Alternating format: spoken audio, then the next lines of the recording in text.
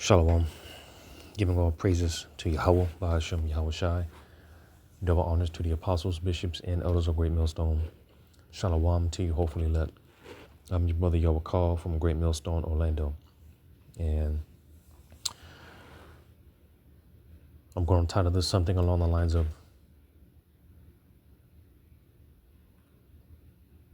when it comes to what we believe, and what we believe is through faith, which the definition of faith is believing without seeing. All right. Because like the scripture say, hope seen for is not hope, All right. So what we believe in, again, through faith, Esaw, the so-called white man, he's the type he has to see it to believe it. All right.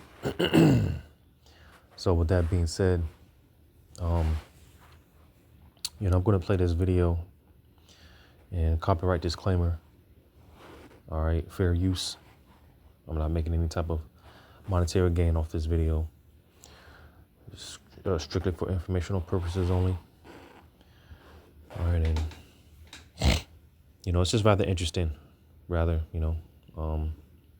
again, the elites, they had to see it. They had to feel it, touch it. They had to get their hands on it.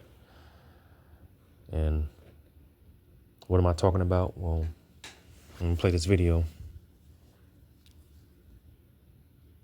Ancestry DNA, it was never about helping you find your family. They told you it was about reconnecting with your past. They told you it was about discovering your roots, your lineage, your history. They told you it was about finding long-lost relatives. They lied. Ancestry DNA was never about helping you find your family. It was about tracking bloodlines. It was about finding lost kings, rulers, and disruptors who once threatened the system. The ones who have returned in new bodies, new lifetimes, new identities. History is not linear. It loops. The rulers of today, they know that their old enemies are being reborn, and they will do anything to stop them from waking up. They can trace every bloodline, every descendant, every possible return of an old ruler, an exiled king, or a lost revolutionary. And if someone is born with the wrong DNA, a genetic signature that once belonged to a threat to their system, they know immediately. And they can stop them before they wake up. Do you really think the elite care if you're 5% Viking or 10% Italian? No. For thousands of years, power has been passed down through family lines, not because of wealth, not because of privilege, but because of something deeper. Because certain souls always return to the same genetic pools. The rulers of the past knew this. That's why they practiced inbreeding to ensure their own souls would return to their own dynasty. Kept extensive genealogy records so they would always know who belonged to which bloodline. Created secret societies that only accept specific families because they believe power reincarnates within their lineage. They have always been obsessed with tracking souls through DNA. And now with modern technology, they don't have to guess anymore. The real reason they launched mass DNA collection programs was to find and neutralize threats before they wake up. Look at what happened the moment DNA testing became popular. Intelligence agencies gained access to private DNA databases without consent. Genetic data was bought, sold, and cross-referenced against historical bloodlines. Ancient royal lineages, fallen empires, and revolutionary leaders were mapped to their modern descendants. They are searching for someone, or rather many someones. The ones who opposed the system before. The ones who once sat on thrones they were never meant to return to. The ones who have the power to remember and fight again. And if they find you in their system, they act before you do. They discredit certain people before they rise to power. They silence those who start remembering too much. They neutralize threats before they can shake the system again. Because if you wake up, if you remember who you were, if you realize why you are really here, the cycle ends, the throne is taken back, and their illusion of control collapses forever. The final question, who were you before? This is not a game. War for control did not start in this lifetime. It has been happening for centuries, for ages, for cycles upon cycles of reincarnation. And now we are in the final phase. The system is collapsing, more people are waking up. And the ones in power are desperate to track, suppress, and erase those who were never meant to return. So ask yourself, why were you born in this time? Why does history feel familiar? Why do you feel drawn to certain places, symbols, or eras as if you lived them before? You might not just be a person searching for your past. You might be the past searching for itself. And and the ones who rule now, they know who you are. The only question is, do you? All right, so I just found this rather interesting. Is it far-fetched? Well, when it comes to the so-called white man, you, through the power of Yahweh Ba'Shem Yahushua on the left hand, you can't put anything past his devils. All right, because I believe these elites, they know who the elect are. All right, and why is that? Well, again, like I said, what we believe in through faith, Esau, he has to have actual proof. All right, because that's just the type of devil that he is. He needs to see it to believe it. All right. So it's not far-fetched. All right. The scriptures go to how Esau, he does a diligent search. It's nothing for Esau to dig up graves, bones. All right.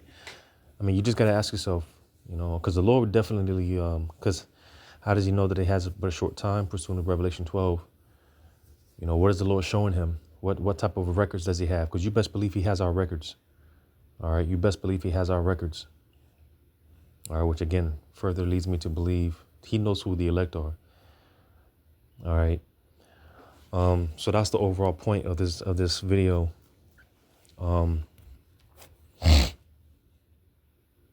Because you see, when it comes to 2/3, and that's why it boils down to the elites on the right hand and the elites on the left hand. Because 2/3, they're already gone. They're already given over. The so-called white man, he's not worried about the 2/3. All right, man. If I'm gonna grab this real quick, it's St. John 6. St. John 6 and St. John 6 and 66. From that time, many of his disciples went back and walked no more with him. So the point here being is, as it said, the disciples, they turned their back on Yahushua. All right. But the point being, that vibration of Esau, all right, which the spirit of the 666, right? Because there's no coincidence. What I just read was St. John 6 and 66. That's that spirit of Esau. That's on 2/3 of our people. All right. So, like I said, they're already given over. The real threat to the society are the elites on the left. Or excuse me. Well, the real threat to Esau, to the elites on the left hand, are the elites on the right hand. Which is why I'm going to go to Revelation 12 and 17. And the dragon was wroth with the woman. When you read in Genesis, going into that serpent, all right, that beguiled Eve, that cunning, conniving spirit that's in Esau even today. It's the same spirit, all right, and that's why the scriptures refer to Esau as that old serpent, because again, this is the same serpent that was back in that same spirit that was back in the garden. All right. And now it's a full blown dragons. So this is going into the elites. All right. Those Job 924s. All right. In this system. All right. I said, and the dragon was wroth with the woman. Now, as the scriptures, we know the Lord likened us unto a comely and delicate woman. All right.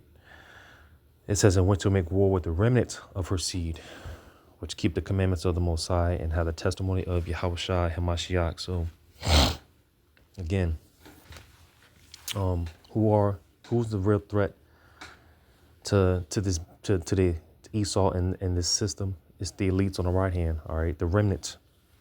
All right, the elites, the aristocrats on the right hand. And that's what all these the attempts of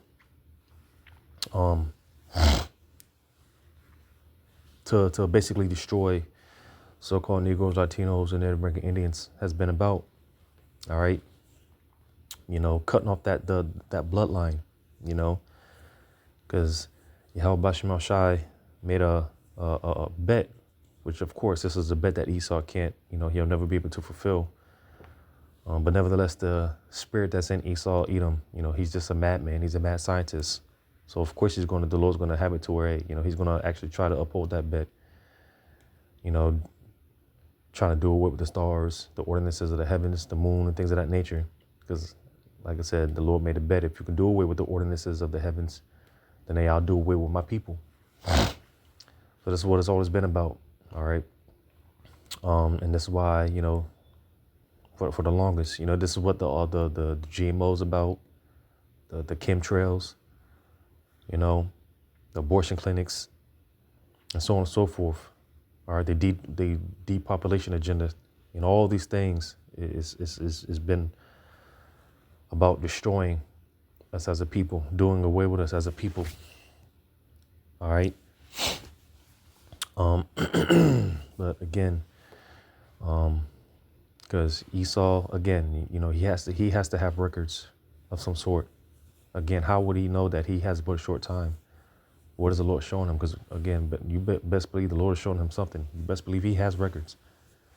All right, he needs that physical proof. This is why, like I said, they do a diligent search. They literally dig up bones, graves, and things of that nature.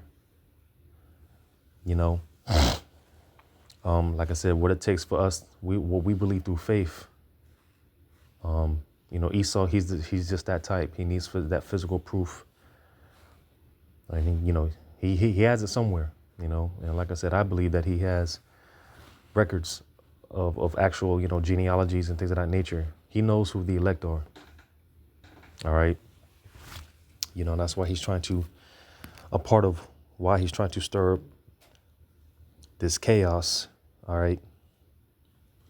I'm going to grab this real quick, because in the midst of this chaos, when all hell's breaking loose and martial law and things of that nature, when Esau finally comes down with that great wrath, all right, in the process, he's going to come after the elect. All right. 2nd Ezra 16. We get to the point. 2nd Ezra 16 in 70.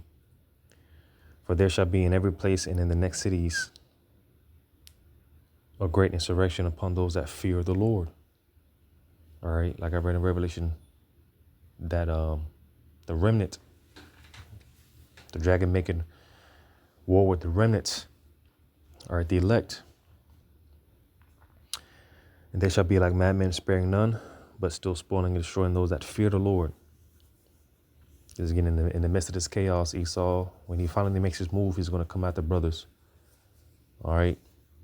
This is a part of his agendas on why he's trying to stir up chaos. All right. Because the elect are a real threat to his society, to his system. It says,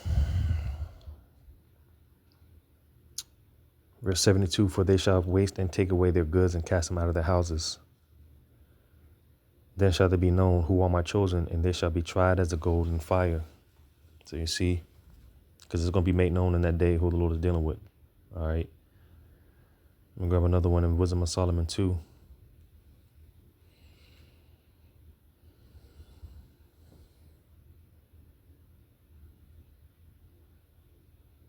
Wisdom of Solomon 2.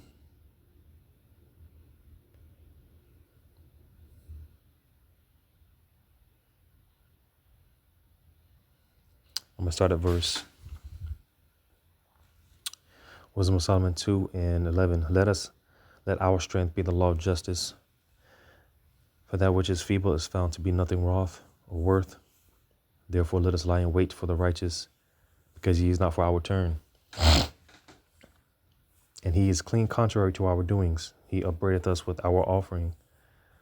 The law and objective to our infamy, the transgressions of our education. So you see, because the scriptures talk about how the Lord will reveal this devil, basically bring this devil down through his men. Right? What does the scripture say? That men shall be revealed by the Lord's mouth, or if you're paraphrasing, by the Spirit of the Lord, right? Which is bestowed onto his men. And that's why Esau, he's trying to, where he's going to have it to where that MOTB is going to be mandated. All right. You know, and again, 2/3 are already given over. He's not worried about them. It's about the elect, you know, because Esau, he could do whatever you want to us, or whatever the Lord allows him to do, as far as, you know, our flesh, this body, but he can't penetrate our spirit. All right. You know, because the elect are not going to what they call sell their soul. When you take that C-hip, that is the ultimate form of selling your soul. So that's the one thing Esau can't get, because the elect belong to Yahweh Shema Shai. But nevertheless, Esau, he's going to try. You know, it's nothing but a ransacking of the temple all over again, because we are the temple. Of course, everything is spiritual. We are the temple. All right, and he's going to try to ransack us, or the third temple, with that C-hip. All right. But that's what pisses Esau off. You know, he can't get the spirit of the elect. He can't get their soul. All right. Reading on. Because mind you, you know, we're in the belly of this beast. We're behind enemy lines. You know, like the scriptures say, we shake the hand at the nobles. You know, we're telling this devil that he's going down. You know, the elect, you see, because again, they're that number one threat. All right. It says he professes to have the knowledge of the Most High, and he calleth himself the child of the Lord, which we are. All right. He was made to reprove our thoughts through the Spirit of the Lord. All right. He is grievous unto us. He is grievous unto us, even to behold, for his life is not like other men's. His ways are of another fashion. Because again, the elect belong to Yahweh Shema Shai. All right. And as long as there is a Israelite man around, it's nothing for Yahweh Shema Shai to put his spirit on that Israelite man, raise him up to be a prophet, and, you know, again, through the power of Yahweh Shema Shai, bring that kingdom down. And that's why Esau, he has to make his move. He's eventually going to have to drop the hammer. All right. Because not only is bad enough, like I said, if you have one Israelite man, the Lord could put his spirit on that man and raise him up. But here it is. One Israelite man enough is bad enough. But here it is. You have hundreds, thousands. All right. Because all of the 144,000 are not here on the earth, but you best believe there's a lot of them. All right. So Esau, he has to do something. All right. Like I said, the Lord is showing him all type of signs. All right. He has to have records. All right. It's what all this, you know, we've seen it heavily going back to 2020 with the census, you know, tracking, tracing. Right. It says, verse 16, we are esteemed of him as counterfeits, which you are. He abstaineth from our ways as from filthiness. He pronounces the end of the just to be blessed, and maketh his boast that the Most High is his Father, which he is. We are the children of Yahweh Shema Shai. And not only that, when you read, it says, let us see if his words be true, and let us prove what shall happen in the end of him. So you see, because again, with all that being said, we are the Israelites. All right, we are the Lord's holy and chosen people. And not only that, we're a part of what we believe. And again, Esau, he has accounts of this, you know, records of this, you know. So he knows this to be true. And what am I talking about? That spiritual power. Because like I said again, verse 17, let us see if his words be true, and let us prove what shall happen in the end of him. So you see, and I did a video on that the other week, a couple of weeks ago, you know, because once that left hand makes his move, the right hand is going to get exalted. So again, we're telling Esau, we're telling the elites, yeah, we're going to get that spiritual power. That's why brothers are so adamant when it comes to the elites. Do what you got to do already, because we already know what's going to happen. All right. You see, and hey, Esau, at some point, he is going to make a move. And once he crosses that boundary, there's no going back. So come on with it. All right. And again, he has actual accounts You know, you go one of many accounts. You know, you go back to the story of the what's his name, man. I forgot his actual name, but the story of the Black Jesus. You know, I think that's what they call it. Let me see if I can, because basically they killed this man. You know, um, he came back to life. Long story short, he came back to life. All right. I believe they chopped this man. They basically cut his body into pieces, and um, shipped him to different parts of the world. But through the Spirit of the Lord, he came back, and he told him, "Hey, y'all are trying to get rid of me so bad. Well, hey, more like me are coming." Basically, there's gonna be more like me to come.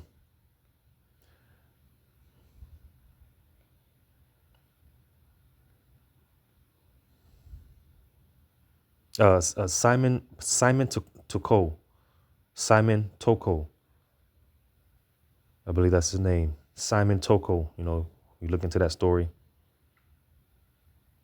Yeah, Simon Toko.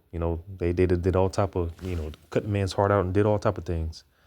And through the Spirit of the Lord, the power of the Lord, he came back. All right, and told him, "Hey, y'all trying to get rid of me so bad, but hey, there's gonna be more like me to come in the future." But the point being, Esau, he's going to test that theory. All right, he's going to test that theory because it all entails his downfall. All right, it all entails his downfall, man. So Esau, like I said, man, I believe he has records. All right, he knows who the elect are. It's not far fetched. Matter of fact, I'm gonna grab this because if this was thousands of years ago, which I'm about to get here, when the Babylonians took over, when they came against Judah because of Jake's rebellion against the Lord, right? I'm gonna grab this in Jeremiah 8, and Jeremiah 8:1. At that time, saith Yahweh, they shall bring out the bones of the kings of Judah, and the bones of his princes, and the bones of the priests, and the bones of the prophets, and bones of the inhabitants of Jerusalem out of their graves. And they shall spread them before the sun and the moon and all the hosts of heaven, whom they have loved, and whom they have served, and after whom they have walked, and whom they have sought, and whom they have worshipped. They shall not be gathered nor be buried. They shall be for dung upon the face of the earth. So this is what the Babylonians did, when they came against Judah. All right. Taking the kings and princes, taking the bones out the graves, and which was basically just because this is like a real high form of disrespect. You talk about spitting on your grave. Well, this is beyond disrespectful. This is beyond spitting upon someone's grave. Imagine that. Your enemy comes up again. Your enemy is digging up the bones of your loved ones, right? People that you love dearly. You looked up to, whatever the case may be, and just I'm not even gonna because I'm putting it in the sense of Esau. Because again, if this was thousands of years ago, we can only imagine what Esau does. Because again, Esau, you best believe he does things like this. Like I say, he digs up actual bones. All right, our forefathers and foremothers. Again, Esau, he has these records, man. He has these records, man. Because not only that, a part of that type of a custom, oftentimes they would dig up bones of the enemies, to take the gold, the jewelry, rings, or whatever the might have been on the dead bodies, the dead corpses. That was a common practice. Something that is even done today. But you best believe Esau, he does things like this. Actually digging up graves and bones, and I'm gonna grab this. What's that? Psalm 79 in verse 1.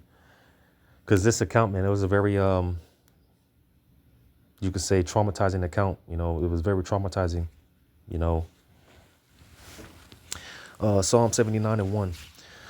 O Most High, the heathen are come into thine inheritance, thy holy temple have they defiled. They have laid Jerusalem in heaps. The dead bodies of thy servants have they given to be meat unto the fowls of the heaven, and flesh of thy saints unto the beasts of the earth. Because it was all, you know, to what you would call an honorable